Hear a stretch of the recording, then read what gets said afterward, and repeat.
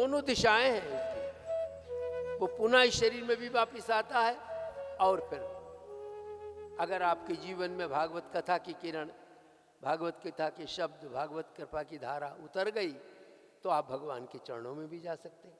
हम सब जीवात्माएं अपने प्रभु के चरणों में जाने के लिए ही इस शरीर में आई हैं। जैसे प्रत्येक सरिता सागर में जाने के लिए उद्यत रहती है। गंगा कहाँ से चलती है? गंगोत्री से, और गंगा सागर तक पहुँचती है गंगा सागर से मिलने के लिए। हम सब जितनी चेतनाएं यहाँ पर विराजमान हैं, सभी को अपने प्रभु के चरणों में पहुँचना है। और पहुँचने के लिए पथ क्या है, भाव क्या है, साधना क्या है? भगवान से अपनत्व का भाव। ये जो भगवान से अपनत्व का भाव है, यही सबसे बड़ी भक्ति है। भगवान से हमारा अपनापन नहीं हो पाता, भगवान से हमारा मेरापन नहीं हो पाता। हमारे पास मेरापन तो है, हमारे पास मेरेपन की बड़ी गहरी क्षमता है, लेकिन हमने अपना पूरा मेरापन जो दृश्य है उससे लगा दिया है। तो क्या न लगाएं? व्यवहार में तो जरूर लगाएं। व्यवहार में पति भी है, पत्नी भी है, भाई भी है, बहन भी है, माँ भी है, बाप भी है, तुम्हारे पास 4 पैसे भी हैं, तुम्हारा मकान भी है, तुम्हारी गाड़ी है। व्यवहार में कहना पड़ेगा मेरी है, मेरी है, मेरी है। लेकिन कथा श्रवण से अगर आपके जीवन में ये भाव जागृत हो गया है कि ये जो मेरापन है ये किसी का दिया हुआ है, ये मेरे दाता का दिया हुआ है, मेरे प्रभु का दिया हुआ है, मेरे प्रभु की गिफ्ट है, मेरे प्रभु का उपहार है। मुझे पति मिला है, प्रभु का उपहार है। मुझे पत्नी मिली है, प्रभु का उपहार है। मुझे मेरी संतान मिली है, प्रभु का उपहार है। ये प्रभु की दी हुई धरोहर है, और उनकी धरोहर है इसलिए उनकी चीज़ है। तो तुम्हारा जो तुम्हारा परिवार है उसके साथ तो तुम्हारी सेवा हो प्रभु के नाते, कि ये सब प्रभु की चेतनाएं। ये जो पत्नी मिली है ना, ये भी प्रभु की चेतना है। ये जो पति मिले ये भी प्रभु की चेतना है। ये जो बच्चे मिले हम सब लोग प्रभु की ही चेतनाएं हैं। लेकिन किसी न किसी रूप में परिवार का एक गठन हुआ है, परिवार की एक वाटिका बनी है, उसमें आए हैं। तो अगर हमारी जीवन में ये जो हमारा मेरापन है ये कहीं थोड़ा सा टर्न ले ले, थोड़ा सा परिवर्तित हो जाए, थोड़ा सा बदल जाए, यही मेरापन भगवान के साथ लग जाए। चेतना का जब भगवान के साथ मेरापन लग जाता है, इसी का नाम भक्ति है। और चेतना का जब संसार के साथ, दृश्य के साथ, शरीर के साथ मेरापन लग जाता है, यही विभक्ति है, यही अलग होना है, यही माया है, यही बंधन है, और कोई बंधन नहीं है। चेतना को संसार में कोई बांध नहीं सकता है, क्योंकि हम सब परमात्मा के अंश हैं। परमात्मा के अंश को कौन बांध सकता है? और शरीर तो बेचारा बांध ही नहीं सकता, प्रकृति तो बेचारी बांध ही नहीं सकती, पदार्थ हमें कभी बांध ही नहीं सकता। पदार्थ में बांधने की कोई क्षमता है ही नहीं, यंत्र में बांधने की कोई क्षमता है ही नहीं। यंत्र को तो अपना ही ज्ञान नहीं है, यंत्र की अपनी एक गुणवत्ता तो होती है, लेकिन बोध नहीं होता है। संसार के किसी पदार्थ में अपना कोई बोध ही नहीं है, कोई ज्ञान ही नहीं है।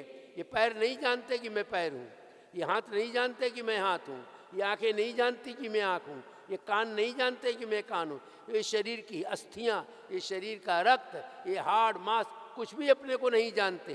प्रकृति की कोई वस्तु अपने को नहीं जानती, ये पृथ्वी अपने को नहीं जानती, जल अपने को नहीं जानता, अग्नि अपने को नहीं जानती, वायु अपने को नहीं जानती, आकाश अपने को नहीं जानता।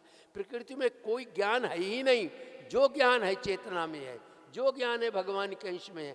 तो हम सब लोग जो अभी तक अपना मेरापन संसार में जोड़े रहे हैं, यही हमारा मेरापन हमारे भगवान में आ जाए तो हम बंधन मुक्त हो जाएं।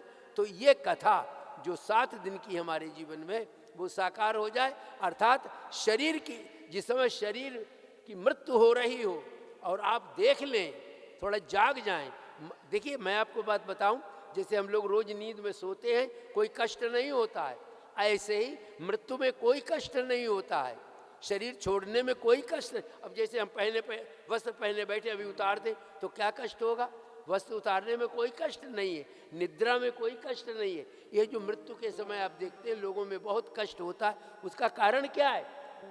और कल्पना की जाती है कि देखो वो यमराज आ रहे हैं, वो ऐसे आ रहे हैं, वो वैसे आ रहे हैं, वो काले आदमी आ रहे हैं, पकड़ पकड़ के खींच रहे हैं। ऐसा कुछ नहीं है। जो व्यक्ति मृत्यु के समय जितना ज़्यादा परिवार को पकड़ता है, हाय मेरी पत्नी छूट रही, हाय मेरा पति छूट रहा, हाय मेरा परिवार छूट रहा, हाय मेरा, ये जो दुख है वो केवल पकड़ने का दुख है।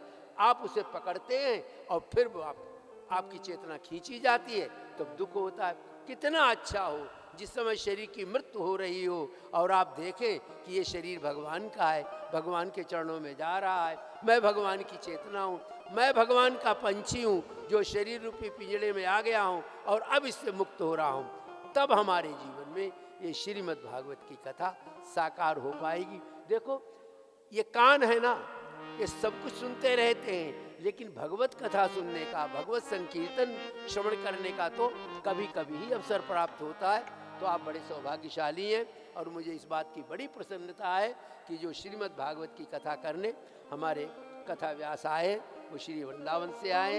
दिनेश का बिहारी जी के चरणों में बहुत ही अनुराग है और ये बहुत अच्छा कार्यक्रम है कि आप लोग यहाँ कथा का श्रवण करेंगे। थोड़ा कार्यक्रम आज विशेष लेट हो गया और उसके कई कारण थे, सूर्य ग्रहण भी था, तो अब ये सारा कार्यक्रम हमारे कथा व्यास पंडित जी के द्वारा श्रवण होगा। मेरा इतना ही था। दिनेश का बहुत आग्रह था, सर्दी बहुत ज़्यादा थी, रुकावट बहुत हो रही थी, लेकिन उन्होंने कहा नहीं आपको आना ही, आपको पहुंचना ही है, क्योंकि हमारे बहुत छोटे बहुत समय के बड़े प्रिय हैं, तो भक्तों की बात तो टाली ही नहीं जाती है और भक्तों की बात भगवान कैसे टालेंगे। ऐसी सारी कथा आप हमारे पंडित जी के द्वारा आप सुनेंगे ही, श्रवण करेंगे ही। और देखो मैं एक बात बताऊं, कथा 3 तरीके से सुनी जाती है। एक बात कहकर अपनी वाणी को विराम दे रहा हूँ।